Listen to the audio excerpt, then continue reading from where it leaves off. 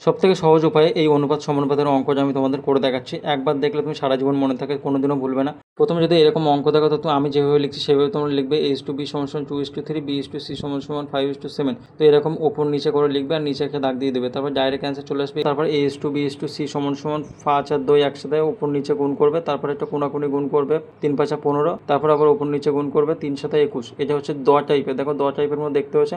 এবার চলে এসেছে সেকেন্ড টাইপের অঙ্কটা করার জন্য। একই অঙ্ক দেখো সেকেন্ড টাইপের 2-3 রকমের অঙ্ক আমি করে দেখাবো। দেখো a/b = 2:3 আর b/c = 5:7। তো এইরকমভাবে আমি যেভাবে সাজিয়ে নিয়েছি তোমরা এইভাবে সাজিয়ে নেবে। এখানে এর মান বের করার জন্য প্রথমটার সাথে প্রথমটা গুণ করতে হবে, আর বি এর মান বের করার জন্য দ্বিতীয়টার সাথে প্রথমটা গুণ করতে হবে, আর সি এর মান বের করার জন্য দ্বিতীয়টার সাথে দ্বিতীয়টা গুণ করতে হবে। এইভাবে কিন্তু এই অঙ্কটা একদম চোখে দেখেই খাতে কলমে না করে কিন্তু করা যায়। অনুপাত সমানুপাতের এই অঙ্কগুলো কিন্তু অনেক রকমভাবে করা যায়, সবথেকে সহজ যেভাবে করা যায় আমি তোমাদের করে দেখালাম। এখানে দেখো ডাইরেক্ট অ্যান্সার চলে আসে a/b/c = 10:15:1।